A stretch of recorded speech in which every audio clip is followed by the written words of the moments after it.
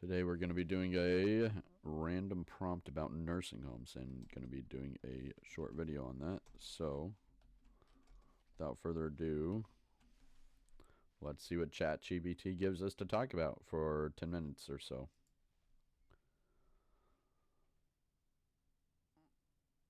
Alright, that's a good prompt. So the prompt here is: imagine a world where nursing homes are reimagined as vibrant communities where different generations thrive together. How would you design these spaces to foster meaningful interactions, support holistic well-being, and bridge the gap between age groups? This is great. Let's talk about it a little bit.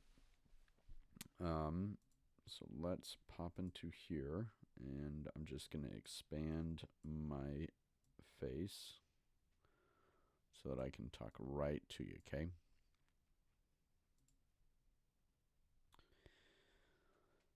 Nursing homes as vibrant communities. This wouldn't work. And there's a reason it wouldn't work. Not in our current system, at least. The reason it wouldn't work is because there's not a significant enough concentration of seniors who need skilled nursing care or nursing home style care in order to have sufficient employees to provide sufficient service to the people that would need this service. And I know that sounds kind of crazy, but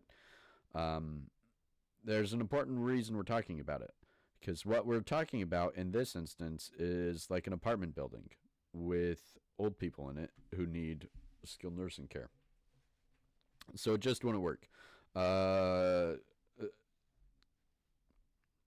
Not only would there not be enough concentration, but there would also be a significant decline in the quality of care that is provided to residents because it's intergenerational. I'm inferring that it means that they are familial relationships existing. So it sounds like an apartment building. It sounds like a slum. The problem with living with family when you need skilled care or health care is that they don't do it in a skilled enough manner. And then also in our system, most payers for nursing home care are government or insurance payers, and so they have certain requirements, like the amount of care that's provided and like the type of care that's provided. There would be so many abuse and neglect allegations. Abuse because a nursing home would be ultimately responsible for how the residents are treated, and neglect because the families, I've seen it way too often, the families leave their older generations behind all the time. So as beautiful as it sounds, this just wouldn't work. This would only work in a world where the actual people who need nursing home care don't exist.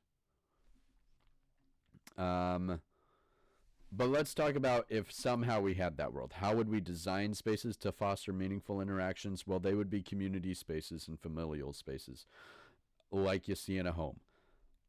There would be a kitchen, a dining room. There would be a family room where people could gather and have discussion. Those spaces are really conducive to family and intergenerational meetings. There would also be private rooms. And maybe even familial sleeping areas, or, let's say that there's not the capability to have a familial sleeping area, but there is the capability for the person receiving nursing home care to have somebody sleep in the room with them in a recliner. That could work, just a recliner, but you see that often in acute care hospitals and much less often in nursing homes. Now, with the nursing homes that are being designed and built these days, it is more common, which is great. But one of the things that we in nursing homes do is that we don't care for people who we are not getting paid for. As cold as that sounds, that's just the reality of the situation. So, intergenerational thriving and the development of meaningful interactions, those things happen in familial spaces like you see in a house. So if it's a 24-hour care community that allows non-patient people to live there, it becomes an apartment building. And the problem again with apartment buildings is they become slums, and the people who live there, no, that's not fair. Not all apartment buildings become slums. Um, Intergenerationally, though, there seems to be a history where people forced to live intergenerationally within a small or confined area or a cost restrained area, uh, it becomes harder to upkeep the property. Um, and then bridging the gap between age groups happens naturally when age groups spend time together. Here's the problem that I see with it is that what will happen in my mind is that as younger generations grow up and get old and learn new skills and go to school and get jobs, they leave. And I think that there's a good amount of societal evidence for that, anecdotal societal evidence for that, that in our society at least, as younger people grow up and get older and become more independent, they fly the coop a little bit. Now that may mean they move to a different apartment. It may mean they move to a different place in the same city, or it may mean they move to an entirely different country.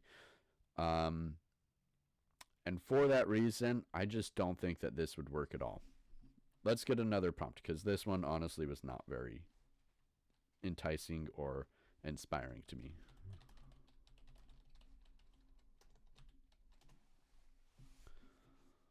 Considering the challenges of loneliness among elderly residents in nursing homes, how can technology be creatively utilized to enhance social connections, mental stimulation, and overall quality of life within these communities?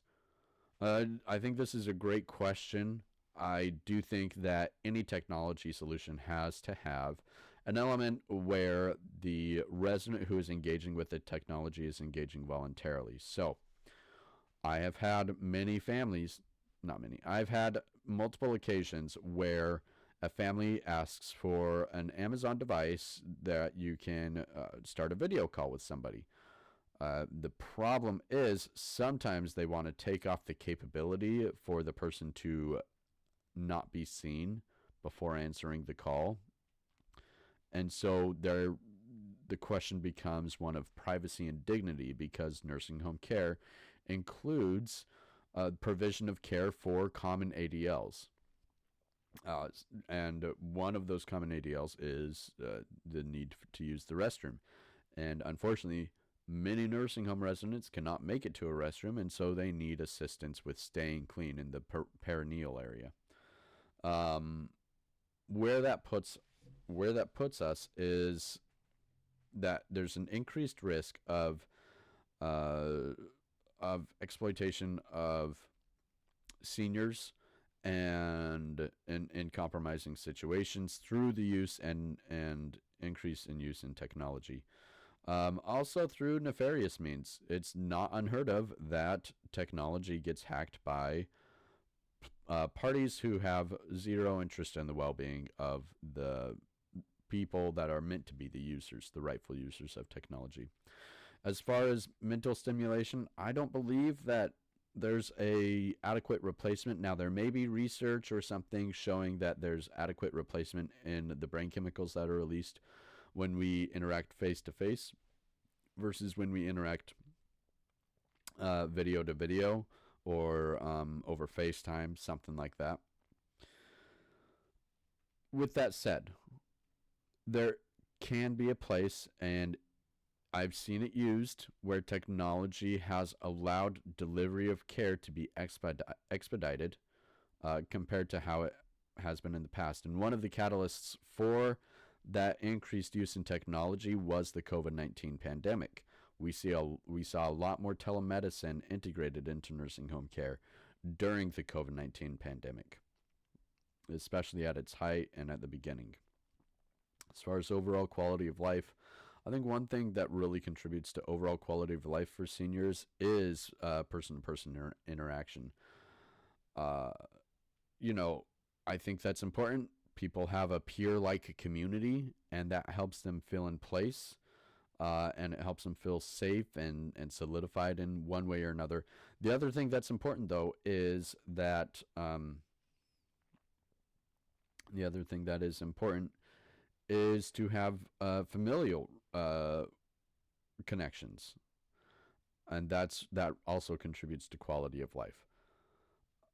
So, I think one of the worst things that I heard about happening in senior care communities and nursing homes during the height of the COVID-19 pandemic was residents uh, being encouraged or forced or mandated to stay in their rooms to prevent the spread of COVID-19. And I honestly think that led to a loneliness pandemic among seniors, which I believe may have killed more seniors than COVID-19 killed. And I think New York is a prime example of that. There was a lot of poor decisions made in New York around COVID-19, and it resulted in a lot of senior deaths, not just with infection control practices, but also with a loneliness with psychosocial well-being, essentially. So those are my thoughts. And with that, I'm going to end this short clip and probably post it without much modification because I just want to bring this to you raw. But I really think I might appreciate this video style where I talk about, I give an answer to prompts that AI generates. If you have any questions for me, though, post it in the comments of the video, and I will get to that in my next video. Thanks so much. Bye.